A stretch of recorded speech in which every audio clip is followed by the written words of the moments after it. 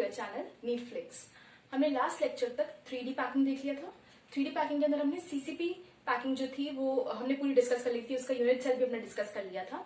अब हमने देखना है एचसीपी, ठीक है ना। एचसीपी पैकिंग जो थी हम एक बार उसको डिटेल में डिस्कस कर लेते हैं, ठीक है। एचसीपी पैकिंग तो हमने कैसे देखा था, हमारी ये जो पैकिंग थी एक बार हम वापस से रिवाइज कर लेते हैं।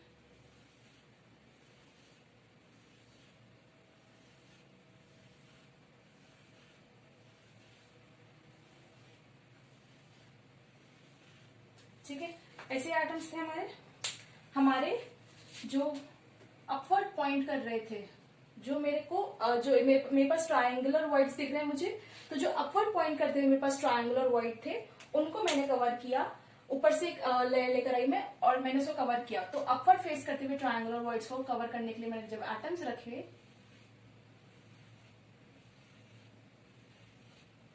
तो वो मेरी कौन सी लेयर फॉर्म कर रहे हैं, बी लेयर, क्योंकि वो बिल्कुल ऊपर नहीं है उसके, ठीक है ना। ए लेयर के जैसे नहीं है, वो अलग है दिखने में अरेंजमेंट उसकी, तो वो बी लेयर हो गई मेरी, ठीक है। So this was A layer and this green one was B layer, ठीक है ना। अब मैंने जब देखा कि जो मेरे बी लेयर, जब मैंने इसको ऑब्जर्व किया तो मेरे को एक और टाइप का अब जो मेरा ये बन गया वॉइड, कैसा वॉइड बन गया, टेट्राहेड्रल वॉइड बन गया। तो मेरे को जब ए लेयर से बनने वाले ट्रायंगुलर वॉइड को मैंने बी लेयर से कवर किया तो एक टेट्राहेड्रल वॉइड मिला मुझे। और आपको याद हो कि बी लेयर से बनने वाले टेट्राहेड्रल वॉइड भी प्रेजेंट है यहाँ पे, ये, ठीक है। बी लेयर से बनने वाले टेट्राहेड्रल वॉइड्स भी मुझे दिख रहे थे, ठीक है। लास्ट लेक्चर में पूरा अच्छे से डिटेल में समझा रखा है इस चीज को।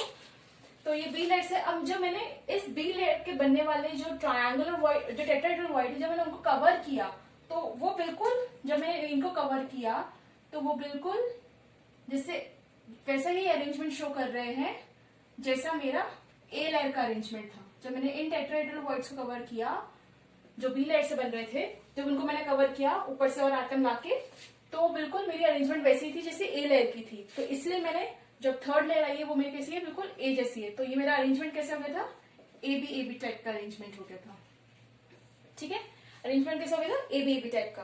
अब हम कुछ एटम्स उठाते हैं इनके और फिर उसका यूनिट सेल देखने की कोशिश करते हैं एचसीपी के अंदर, ठीक है ना। एचसीपी के मैंने ए लेयर से कुछ एटम्स उठाए, ठीक है। ए लेयर से मैंने कुछ एटम्स उठाए, बी लेयर से भी कुछ एटम्स लिए मैंने, और वापस से मेरी कौन सी लेयर आ जाएगी, ए लेयर, ठीक है। तो जब मैंने इनके सेंटर पॉइंट्स लिए, तो देखते हैं क्या मिलता है मुझे। जब मैंने इनके सेंटर पॉइंट्स लिए, ऐसा ही दिख रहा है, ये 3 एटम्स ये वाले, ये जो 3 है, ये 3 ये वाले हैं, ये सेंटर वाला एटम ये रहा, और ये 3 एटम्स ये, ठीक है। तो ये ऊपर है, बीच में, बिल्कुल इनके बीच में है ये एटम्स। तो 3 एटम्स यहां प्रेजेंट है, और अब नीचे वापस से वैसे ही,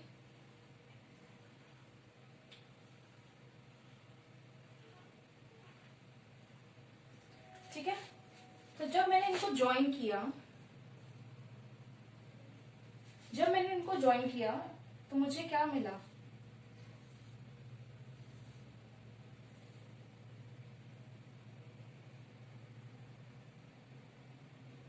तो मुझे जो स्ट्रक्चर मिला वो था हेक्सागोनल स्ट्रक्चर। क्या मिला मुझे, हेक्सागोनल स्ट्रक्चर मिला मुझे, ज्योमेट्री जो इसकी वो हेक्सागोनल मिली मुझे।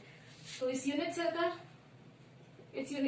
को मैं क्या नेम कर सकती हूँ, हेक्सागोनल, ठीक है। एचसीपी का जो यूनिट सेल है वो क्या है, हेक्सागोनल है, ठीक है। अब इस यूनिट सेल के अंदर मुझे देखना है जेड। मुझे इंपॉर्टेंट चीज इसकी क्या क्या चाहिए, जेड चाहिए सबसे पहले। तो मुझे इसका ये ए बी ए लेयर, ठीक है।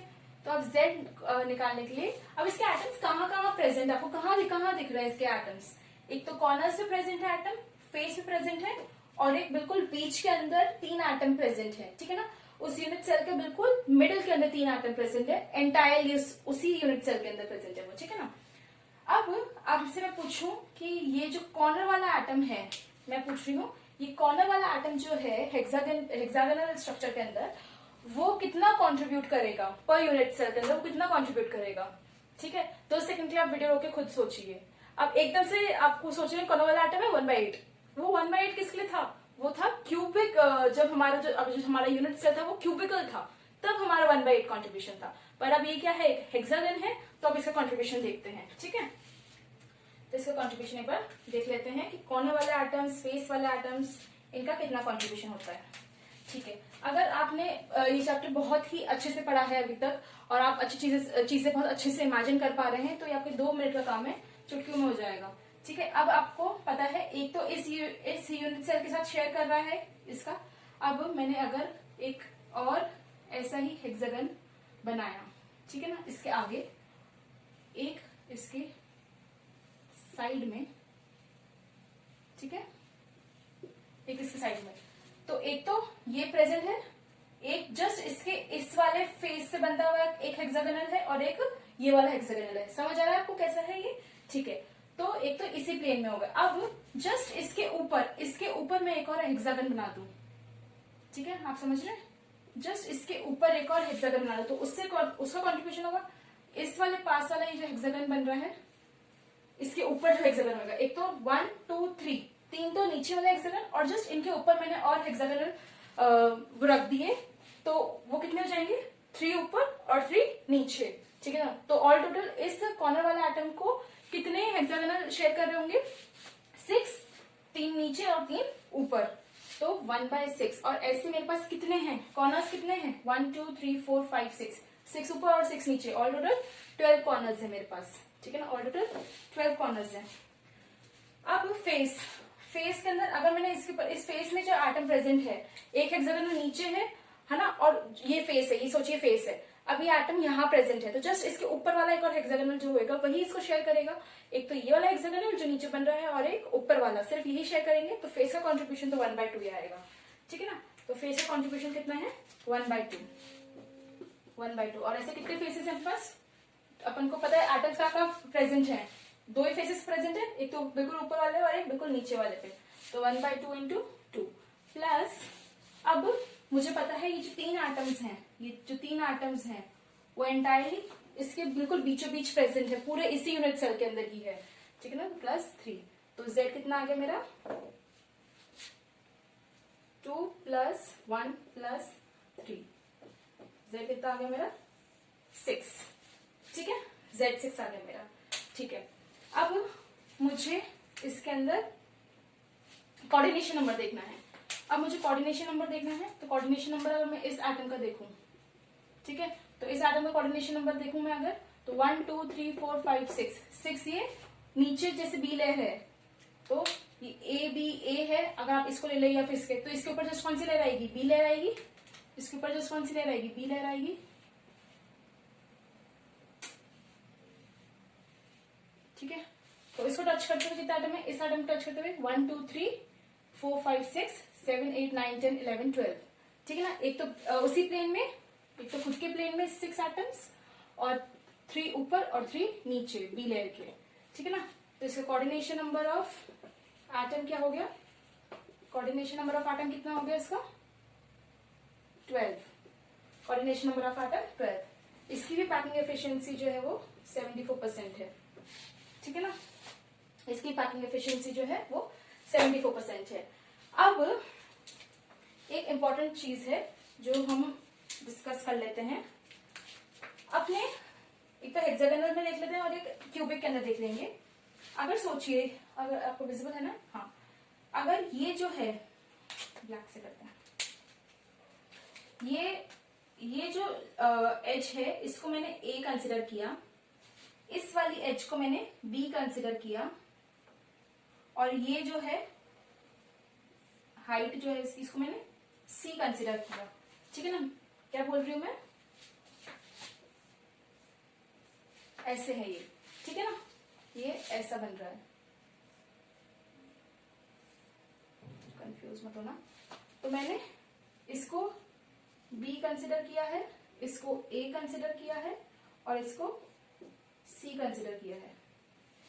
ठीक है, ठीक है। तो अब मेरे को आपको एक बहुत इंपॉर्टेंट चीज बतानी है। जब आपके एंगल जो है, अगर ए एंड बी के बीच का एंगल है तो उसको आप गामा बोलते हैं।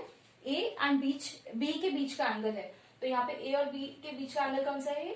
गामा, ये वाला। ठीक है, फिर बी एंड सी के बीच का जो एंगल है उसको आप बोलते हैं अल्फा।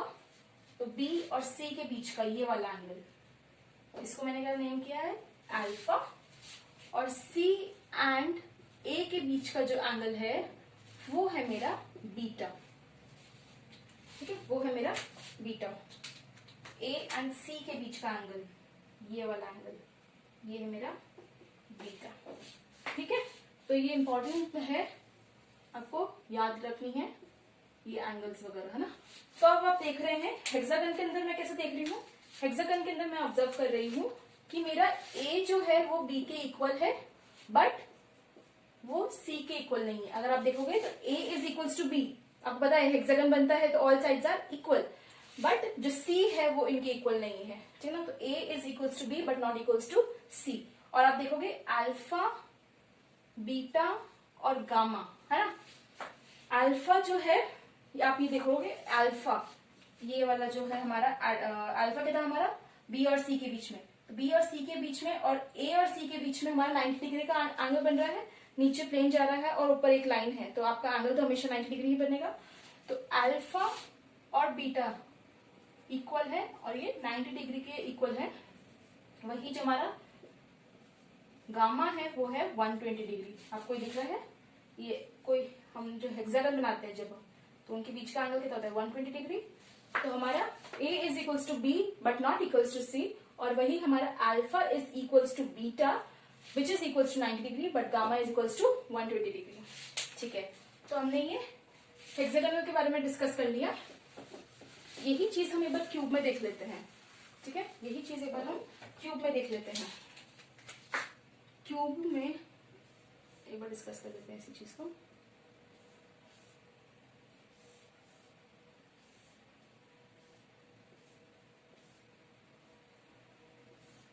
ठीक है,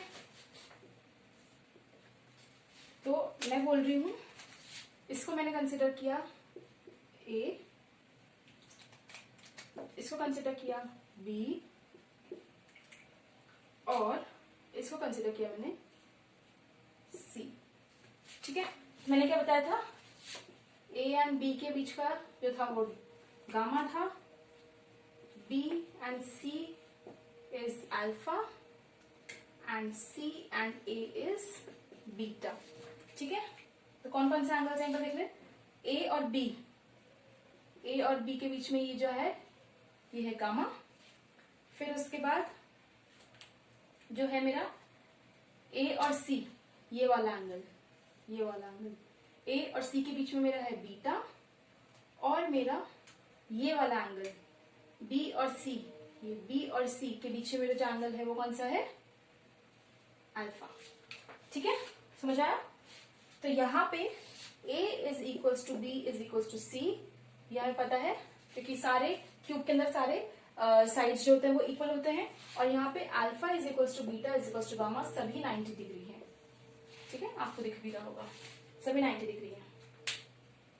ठीक है, तो अभी तक हमने जो डिस्कस करा वो हमने 3D का HCP डिस्कस कर लिया, उसका यूनिट सेल देख लिया हमने, हेक्सागन लाया। अब हमने अभी तक जितना भी पढ़ा है उसकी एक मैं शॉर्ट सी टेबल बनवा देती हूँ। क्वेश्चन उससे बाहर नहीं आएगा। आपको ये सब समझना बहुत जरूरी था, ऐसा नहीं है ये समझना जरूरी नहीं था, ये समझना बहुत जरूरी था क्योंकि कोई क्वेश्चन अलग आ जाए तो उसके लिए आपको ये समझना जरूरी है। सभी हेक्सागन के अंदर हमने देख लिया, अगर वही चीजें याद करी होती तो आप कॉर्नर वाले एटम को क्या बोल देते कि 1/8 कॉन्ट्रीब्यूशन होगा, नहीं ना। तो समझना हर जगह जरूरी है, बट एक हमारे एग्जाम पॉइंट ऑफ व्यू से ताकि क्विक रिविजन आप कर सकें तो उसके लिए हम एक बार फटाफट से एक टेबल बना लेते हैं। ठीक है, तो हमने पहले 1D पैटर्न दिखी, फिर 1D से हम 2D में आए। 2D के अंदर हमने दो टाइप की पैटर्न दिखी, तो देखिए SCP, SCP नहीं दिखते पहले, AA टाइप की और एक देखिए AB टाइप की। AA टाइप को मैंने क्या बोला? SCP, और इसको मैंने बोला HCP। ठीक है, इसकी पैकिंग एफिशिएंसी कितनी आई थी? इसकी पैकिंग एफिशिएंसी आई थी 78.5% और इसकी पैकिंग एफिशिएंसी आई थी 90.6%। ठीक है, फिर हमने HCP के अंदर 3D के अंदर मूव किया। ठीक है, HCP के अंदर जब HCP के अंदर मैंने 3D में मूव किया तो मुझे दो टाइप की पैकिंग दिखी, AA टाइप की और एक AB टाइप की। ठीक है, तो AA टाइप की पैकिंग के अंदर जो मेरा यूनिट सेल था, मेरा यूनिट सेल जो था उसको मैंने बोला सिंपल क्यूबिक यूनिट सेल, और वही मैंने AB टाइप की पैकिंग के अंदर जब देखा तो मैंने उसको बोला BCC। ठीक है, बॉडी सेंटर्ड क्यूबिक सेल। फिर इसके अंदर जब हम आए 3D के अंदर तो वही हमें दो टाइप की पैकिंग दिखी, AB टाइप की और एक ABC टाइप की पैकिंग। ठीक है, तो इस पैकिंग को मैंने बोला HCP और इस पैकिंग को मैंने बोला CCP। पैकिंग की बात कर रही हूँ मैं। ठीक है ना, तो ये इनका यूनिट सेल था। अब इनके यूनिट सेल को मैंने क्या बोला, यूनिट सेल को हम दूसरे कलर से लिख देते हैं ताकि आपको कंफ्यूजन हो। यूनिट सेल SC BCC और इसके यूनिट सेल को HCP के यूनिट सेल अभी डिस्कस किया है, हेक्सागोनल बोला, और CCP के यूनिट सेल को मैंने FCC बोला। ठीक है, फिर उसके बाद लिखने के बाद Z। ठीक है ना, Z। अब मेरे जो SC था उसका Z कितना आया था 1, BCC का Z कितना आया था 2। ठीक है ना, वापस से आप जो पुराने वीडियोस के अंदर आपने नोट्स बनाए होंगे तो उसमें आप देख लीजिएगा, क्रॉस चेक कर लेना। फिर उसके बाद जब हम HCP के अंदर आए, HCP के अंदर हमारा Z कितना आया 6 और वही हमारा CCP मतलब FCC के अंदर हमारा Z कितना आया 4। ठीक है, फिर A और R का relation, A is equals to यहाँ पे 2R था। यहाँ पे हमने A और R का रिलेशन के अंदर जब हम देखा A√3 is equals to 4R। हमने हेक्सागोनल के अंदर नहीं देखा A और R का रिलेशन। फिर हम आ गए FCC में A√2 is equals to 4R। ठीक है, A और R का रिलेशन हो गया। फिर उसके बाद हमारा आता है कोऑर्डिनेशन नंबर ऑफ, पहले पैकिंग एफिशिएंसी देख लेते हैं। पैकिंग एफिशिएंसी क्योंकि हमारे पास ये है, तो पैकिंग एफिशिएंसी इसकी आई थी 52.4%, इसकी 68% और इन दोनों की 74%। ठीक है, फिर उसके बाद हम देख रहे हैं हमारा coordination number of void, atom. Coordination number of atom की बात कर रहे हैं, याद रखना मैं एटम बोल रही हूँ यहाँ पे। ठीक है, कोऑर्डिनेशन नंबर ऑफ एटम। तो यहाँ मेरा कोऑर्डिनेशन नंबर ऑफ एटम कितना था 6, यहाँ मेरा कोऑर्डिनेशन नंबर ऑफ एटम कितना था 8, यहाँ कोऑर्डिनेशन नंबर एटम का 12 और यहाँ पे भी 12। ठीक है, फिर उसके बाद हमारा और क्या बच रहा है, टाइप ऑफ वॉइड। वॉइड कैसे प्रेजेंट थे यहाँ पे, इसके अंदर क्यूबिकल वॉइड था। ठीक है, इसके अंदर हमने वॉइड डिस्कस ही नहीं किया। इसके अंदर HCP के अंदर, हाँ अभी पहले बताना भूल गई मैं आपको, अगर HCP के अंदर हमारे को पता है जो हमारा Z के निकल कर आया था, हमारा Z6 निकल कर आया था, तो मैंने क्या बताया था, अगर नंबर ऑफ एटम्स जो हैं जो उस पैकिंग को बना रहे हैं वो अगर n है तो ऑक्टाहेड्रल वॉइड कितने हो जाएंगे n और टेट्राहेड्रल वॉइड कितने हो जाएंगे 2n। तो HCP के अंदर, यहाँ लिख लीजिए, HCP के अंदर ऑक्टाहेड्रल वॉइड कितने होते हैं 6 और टेट्राहेड्रल वॉइड 12। तो वही हम लिख रहे हैं यहाँ पे, ऑक्टाहेड्रल वॉइड हमारे थे 6 एंड टेट्राहेड्रल वॉइड हमारे हैं 12। और यहाँ पे ऑक्टाहेड्रल वॉइड कितने थे हमारे पास, FCC के अंदर ऑक्टाहेड्रल वॉइड याद कीजिए 4 और टेट्राहेड्रल वॉइड 8। ठीक है, तो हमारे पास जो इम्पोर्टेंट चीजें हैं वो यही थी। एक और चीज आप लिख लो अगर आपको लिखना है तो, ताकि आप याद रखो। इसकी आपको पोजीशन से याद है, ऑक्टाहेड्रल वॉइड 3 तो आपके कहाँ प्रेजेंट थे एजेस पे, और 1 कहाँ प्रेजेंट था बॉडी सेंटर में। ठीक है ना, एक दो को बीच में और एक 3 एजेस पे। और वही टेट्राहेड्रल वॉइड 2 पर बॉडी डायगोनल। तो ऐसे कितनी हमारे पास है 4 है, 4 बॉडी डायगोनल है तो 2 into 4। ठीक है ना, तो हमारे पास 2 पर बॉडी डायगोनल थी वो। ठीक है, एक और चीज देख लेते हैं, यही लिख देती हूँ मैं। हमारे ये था कोऑर्डिनेशन नंबर ऑफ एटम। ठीक है ना, वही अगर आपको कोऑर्डिनेशन नंबर ऑफ वॉइड्स पूछे तो हमेशा याद रखना, हमारे जो ऑक्टाहेड्रल वॉइड है उसका कोऑर्डिनेशन नंबर कितना था 6, टेट्राहेड्रल वॉइड का कोऑर्डिनेशन नंबर 4 और क्यूबिकल वॉइड फर्स्ट क्लास हमने जो थर्ड लेक्चर या फोर्थ लेक्चर देखो देखा था व्हाइट्स का, तो ऑक्टाहेड्रल व्हाइट कोऑर्डिनेशन नंबर 6 है, 4 किसका है टेट्राहेड्रल का, क्यूबिकल का 8। तो ये है कोऑर्डिनेशन नंबर ऑफ व्हाइट और ये है coordination number of atom. Question के अंदर कंफ्यूजन बिल्कुल भी नहीं होना चाहिए, ठीक है ना। और अगर इन व्हाइट्स के अंदर कोई एटम प्रेजेंट होगा, इन व्हाइट्स के अंदर कोई एटम प्रेजेंट होगा, तो उनका कोऑर्डिनेशन नंबर वही हो जाएगा जो व्हाइट का कोऑर्डिनेशन नंबर होता है, ठीक है ना। कोई कंफ्यूजन नहीं होना चाहिए, सब अच्छे से समझ आ जाना चाहिए, ठीक है। अभी हमने ये सब देख लिया, तो अगर आप लोगों को इसका स्क्रीनशॉट लेना है या कुछ भी करना है तो ले लीजिए। ये बहुत इंपॉर्टेंट एक समरी है ये, ठीक है ना। ये टेबल बहुत इंपॉर्टेंट है, आप इससे सारे ऑलमोस्ट अभी तक जितने हमने इससे रिलेटेड कोई क्वेश्चन होंगे वो इस टेबल से हो जाएंगे आपके, ठीक है। ठीक है, अब हम डिस्कस कर लेते हैं डेंसिटी ऑफ यूनिट सेल। क्या डिस्कस करेंगे हम? Density of unit cell.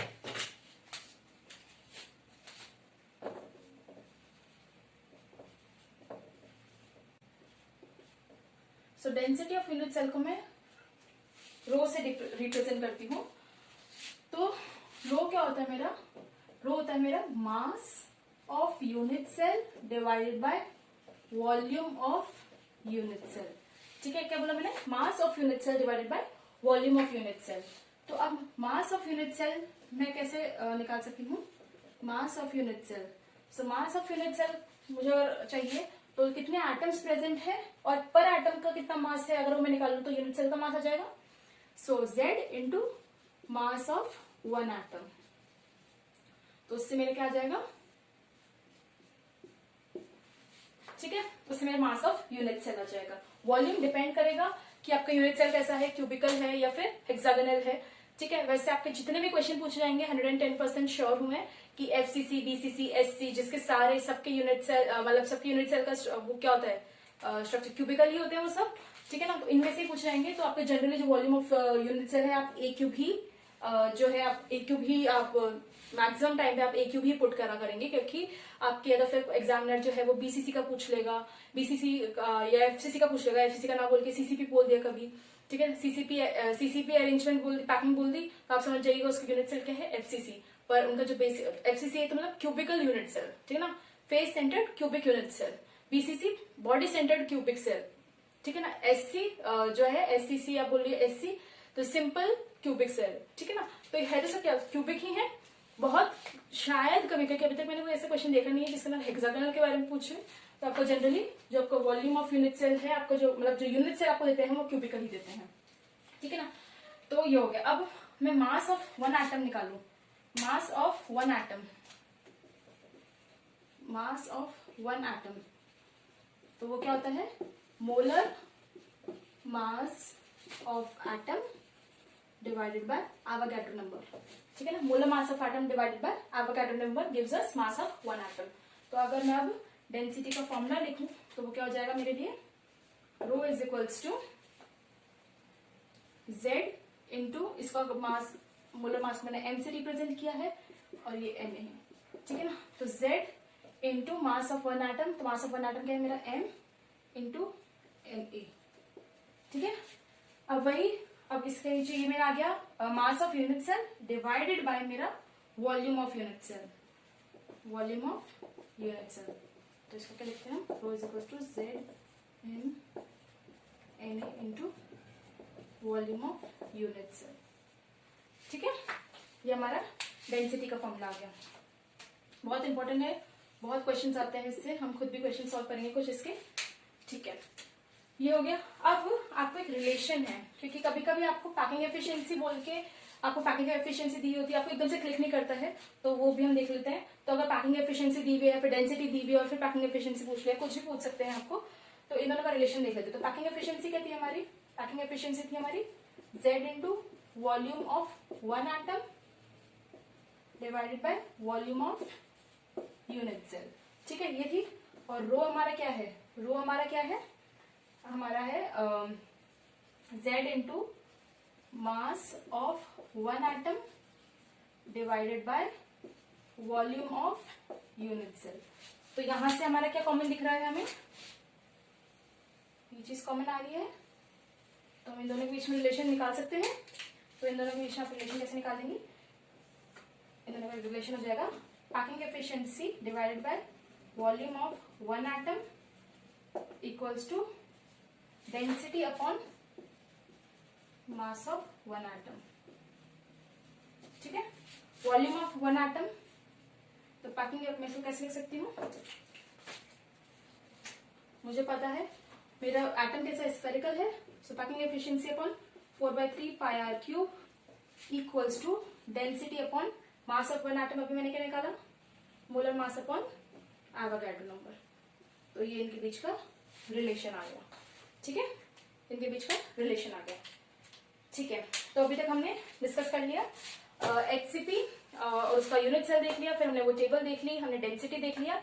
अब हम डेंसिटी के ऊपर कुछ क्वेश्चन सॉल्व कर लेते हैं।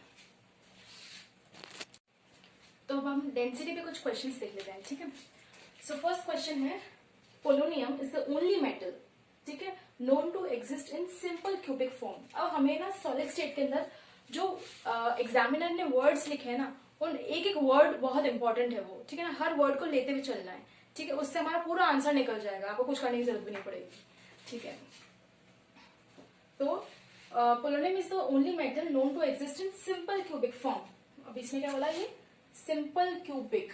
ठीक है, फर्स्ट मेरे को हिंट मिल गई कि मेरा जो है वो सिंपल क्यूबिक है यूनिट सेल, जिसकी डेंसिटी है 10 grams per centimetre cube, mass of one atom जिसका दिया हुआ है 2.7 इंटू 10⁻22 ग्राम्स, और हमें निकालना है एटॉमिक रेडियस, निकालना है एंगस्ट्रॉम में निकालना है एटॉमिक रेडियस। ठीक है, तो हमारे पास अब सिंपल क्यूबिक, अब हमें सबसे पहले डेंसिटी का फॉर्मूला लिख लेते हैं। हमारा डेंसिटी क्या होता है, density is equal to Z into M upon NA into, अब मेरा सिंपल क्यूबिक है तो क्यूबिक यूनिट सेल है, तो यूनिट सेल की वॉल्यूम क्या हो गई, A क्यूब, तो मैं यहाँ पे लिखती हूँ volume into volume of unit cell, तो मैं इसको लिख सकती हूँ रो इज इक्वल्स टू, अब सिंपल क्यूबिक के अंदर मेरा Z क्या था, अभी हमने टेबल में पढ़ा, सिंपल क्यूबिक का मेरा Z क्या होता है 1। ठीक है ना, तो 1 इंटू, अब मास ऑफ वन एटम दिया हुआ है इसके अंदर, तो मेरे को पता है मास ऑफ, मैं यहाँ पे मास ऑफ वन एटम ही होता है ये, तो 2.7 इंटू 10⁻22 ग्राम्स। ठीक है, अब आपको पता होगा ये जो M दिया हुआ है ना, ये मास ऑफ वन एटम, तो ये मास ऑफ, मैंने क्या बताया था आपको, ये जो M है ये है मोलर मास। अब आप कंफ्यूज मत हो जाना, ये जो चीज है आप अच्छे से नोट कर लो इस चीज को।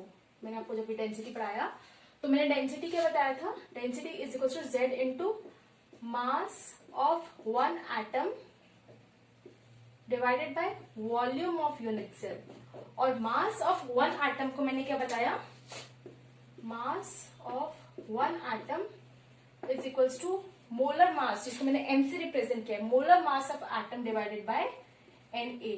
तो M upon Na is already given, ये M नहीं है, 2.7 इंटू 10⁻22 M नहीं है, this is not molar mass, mass of one atom is given, so mass of one atom that is M by Na is given, so अपन को Z into mass of one atom, तो mass of one atom रख दिया हमने, divided by volume of unit cell. Unit cell कैसे हमारा cubic है, तो A क्यूब। हमें निकालना क्या है, एटॉमिक रेडियस निकालना है, तो हमें A और R के बीच का रिलेशन चाहिए होगा। सिंपल क्यूबिक के अंदर A और R का क्या रिलेशन था, A is equals to 2R। ठीक है, सो हमारी डेंसिटी क्या दी हुई है हमें, डेंसिटी हमें क्या दिया हुआ है 10 grams per centimetre cube is equals to 1 into 2.7 into 10⁻22 grams divided by A क्या है, A हमें पता नहीं है, का होल क्यूब, 2R का होल क्यूब। सो हमें सब कुछ दिया हुआ है, so we can find out the R। आप यहां से R निकालेंगे, तो जो R आएगा आपका वो आएगा आपका सेंटीमीटर के अंदर। अब उसको एंगस्ट्रॉम में कन्वर्ट करना है, क्योंकि हमारे को पता है यहाँ पे सेंटीमीटर में है, यहाँ से ग्राम और ग्राम तक कट गया आपका। ठीक है ना, यहाँ अब जो R आएगा वो आपका आएगा सेंटीमीटर के अंदर। ठीक है, तो आपका जो ये R है जो सेंटीमीटर के अंदर आ रहा है आपका, उसको आपको एंगस्ट्रॉम में कन्वर्ट करना है। तो आपको रिलेशन पता है, आपका जो होता है 1 centimetre is equal to 10⁻8 angstrom. ठीक है, आप इसको सॉल्व करिएगा और प्लीज कमेंट सेक्शन के अंदर आंसर बताइएगा, फिर I will tell you whether your answer is correct और नॉट। ठीक है, जस्ट सॉल्व दिस, जो ये है इसको सॉल्व करिए and just let me know the answer in angstrom का और सेंटीमीटर का रिलेशन मैंने आपको बता दिया है, ठीक है। सो फर्स्ट क्वेश्चन में कोई कंफ्यूजन नहीं, ठीक है ना। अब सेकंड क्वेश्चन देख लेते हैं। सेकंड क्वेश्चन के अंदर हमारा क्या है, डेंसिटी ऑफ एलिमेंट। अब यहाँ पे क्वेश्चन, ये बहुत इंपॉर्टेंट क्वेश्चन है, मैं आपको डिफरेंट टाइप ऑफ क्वेश्चंस करवा रही हूँ कि कैसे कैसे टाइप के क्वेश्चन आ सकते हैं, ठीक है ना। एक ही टाइप के क्वेश्चन 10, मतलब एक ही टाइप के 10 क्वेश्चन करवाने से कोई मतलब नहीं है, डिफरेंट टाइप के क्वेश्चन कर लेते हैं। ये वन टाइप हो गया, ऐसे डायरेक्ट क्वेश्चन पूछ सकते हैं, ये सेकंड टाइप ऑफ क्वेश्चन है। इससे बाहर थोड़ा बहुत कॉम्प्लिकेटेड क्वेश्चन और होंगे, आई विल सी अगर आपके एग्जाम के अंदर वो आते हैं, अगर वो आएंगे तो वी विल डेफिनेटली हम उनको बहुत अच्छे से सॉल्व करेंगे। बाकी इनसे बाहर आपके अलग से और कोई क्वेश्चन आएंगे, ऐसे ही टाइप के क्वेश्चन आने वाले आपके, ठीक है। सो ये दूसरा टाइप हो गया क्वेश्चन का। तो वहां बोल रहे हैं डेंसिटी ऑफ एलिमेंट, अभी बोल रहे हैं density of element which exist in CCP. अब यहाँ पे क्या बोल रहा है कि एक एलिमेंट है, फॉर एन एग्जाम्पल आप मान लीजिए आपका आयरन है, ठीक है ना। आयरन आपका जो पैकिंग बनाता है वो बनाता है सीसीपी, ऐसा बोल रहा है ये, ठीक है ना। तो आपका कोई एलिमेंट है एक्स जो आपकी पैकिंग बनाता है सीसीपी, उसकी डेंसिटी दी हुई है आपको, उसकी डेंसिटी दी हुई है आपको 5.2 ग्राम्स पर ml, ठीक है ना। 5.2 grams per ml with edge length of 300 picometre, ठीक है। अब पहले मैं ये देख पढ़ लेती हूँ, डेंसिटी ऑफ एलिमेंट दी गई, तो डेंसिटी मुझे दिया हुआ है 5.2 ग्राम्स पर ml। अब आपको मैं एक बात बता दूं, ये आप बहुत इंपॉर्टेंट चीज है, यूनिट कन्वर्जन आपको बहुत अच्छे से आना चाहिए, क्योंकि आपके जो एग्जाम के अंदर आप आंसर भी सही निकाल लेंगे। यूनिट कन्वर्जन आप देखा नहीं कि कहाँ किसमें क्या पूछा है, बाकी डेटा किसमें दिया है, अगर आपने वो नहीं करा तो आपका आंसर गलत हो जाएगा, ठीक है ना। इसी की वजह से आपके आधे से ज्यादा मार्क्स जो है फिजिक्स केमिस्ट्री के अंदर यूनिट कन्वर्जन की वजह से आपके मार्क्स रह जाते हैं। तो अपन देख लेते हैं, 1 सेंटीमीटर, नोट करिए 1 centimetre cube is equals to 1 ml, ठीक है। तो ये जो बोला है ग्राम पर ml, तो इसको मैं कुछ भी नहीं, ग्राम पर ml क्या है, ग्राम पर सेंटीमीटर क्यूब को ही मैं ग्राम पर ml बोलती हूँ। तो हमारा जो 5.20 ग्राम पर ml है, इसको हम क्या बोल सकते हैं, ग्राम पर सेंटीमीटर क्यूब भी बोल सकते हैं, बहुत ज्यादा सेम थिंग, ठीक है। फिर हमारी एच लेंथ दी हुई, अब एच लेंथ मतलब ए, ठीक है ना, एच लेंथ मतलब ए हमारा दिया हुआ है 300 पिकोमीटर। अब पिकोमीटर और सेंटीमीटर का हम रिलेशन देख लेते हैं, 1 picometre is equals to 10 to power -10 centimetre, ठीक है, ये होता है। जिसको मैं कैसे लिख सकती हूँ, 300 इंटू 10 टू पावर -10 सेंटीमीटर, ठीक है। अब मुझे करना है calculate the mass of element which contains this much atoms, ठीक है। मुझे मास निकालना है एलिमेंट का, तो मुझे m निकालना है, ठीक है। अब मुझे निकालना है m क्या होगा,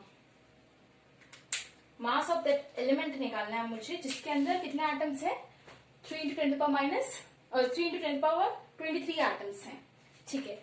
अब मुझे पता है डेंसिटी क्या होता है, we know density is Z into mass of one atom divided by volume of unit cell। अब मेरे को आपने यहाँ पे देखा हो density of element which exist in CCP, तो ये सीसीपी क्या शो कर रहा है, मेरा यूनिट सेल कैसा है, यूनिट सेल कौन सा मेरा, एफसीसी, यूनिट सेल कौन सा है मेरा, एफसीसी, ठीक है। यहाँ लिख लेते हैं, यूनिट सेल मेरा क्या है, एफसीसी। इसका जेड क्या होता है, 4, जेड क्या होता है इसका, 4 होता है, और ये क्यूबिकल है, तो मतलब हमारा वॉल्यूम ऑफ यूनिट सेल क्या हो जाएगा, ए क्यूब, ठीक है। अब आप इस चीज को नोट करिए, मेरा दिया हुआ है इतने एटम्स दिए हुए हैं, अब मेरे पास एटम्स दिए हुए हैं, तो मुझे अब एक एटम का अगर मुझे मास निकालना है, so what is given, if consider like 3 into 10 to power 23 atoms को जो मास है वो मेरा m है, तो मेरे 1 एटम का मास कितना हो जाएगा, 1 एटम का मास कितना हो जाएगा मेरा, unitary method second to third upon first, ये मेरे 1 एटम का मास हो गया, ठीक है। मुझे मास ऑफ एलिमेंट निकालना है, तो इतने एटम्स का ये मास है, मुझे ये निकालना है, तो मेरा 1 एटम कितना मास हो गया, इतना, ठीक है ना, ये मेरा मास ऑफ 1 एटम हो गया। तो Z, अब मेरा डेंसिटी अगर मैं इसको कैलकुलेट करूं तो डेंसिटी क्या हो जाएगा, अब Z कितना है, 4 into m divided by 3 into 10 to power 23 divide by volume of unit cell, volume of unit cell मेरे को A दिया हुआ है, A क्यूब भी होगा मेरा, यहाँ पे जो वॉल्यूम ऑफ यूनिट सेल है A क्यूब, तो A क्यूब दिया हुआ है, तो 300 into 10 to power -10 whole cube, ठीक है। इससे आपकी जो है आपका एम आ जाएगा, क्योंकि डेंसिटी आपको कितना दिया हुआ है, डेंसिटी आपको दिया हुआ है 5.2 ग्राम पर सेंटीमीटर क्यूब। ठीक है, ये डेंसिटी दिया हुआ है, तो आपको एम कैलकुलेट करना है, तो आपको यही कैलकुलेट करना है कि एम कितना होगा। ठीक है, so please let me know the answers दोनों क्वेश्चन के इन the comment section, and that's all for today. Next हम जो लेक्चर है उसके अंदर हम रेडियस रेशियो देखेंगे, हम कोई भी आपका कंपाउंड दे दिया उसका फॉर्मूला कैसे निकालना है वो देखेंगे, रेडियस रेशियो, कंपाउंड का फॉर्मूला निकालना एंड आयनिक क्रिस्टल्स। ठीक है ना, ये कुछ इंपॉर्टेंट चीजें हैं जो हम नेक्स्ट लेक्चर में डिस्कस करेंगे। फिर उसके बाद शायद सिर्फ आपका एक और लेक्चर रहेगा जिसके अंदर आपके डिफेक्ट्स, एक या दो लेक्चर जिसके अंदर आपके पूरे डिफेक्ट्स होंगे, और फिर आपका मैग्नेटिक एंड इलेक्ट्रिक प्रॉपर्टीज जो है आपके सॉलिड्स की उनको डिस्कस करना रह जाएगा। और आई विल सी इफ आपके कोर्स के अंदर ब्रैग इक्वेशन है क्या, क्योंकि उसमें से जनरली क्वेश्चंस आ जाते हैं, so we will discuss that also. ठीक है, so that's all for today. आपको ये इसमें कुछ भी कंफ्यूजन हो please let me know in the comment section, और इनके आंसर जरूर बता दीजिएगा। ठीक है, सो थैंक यू।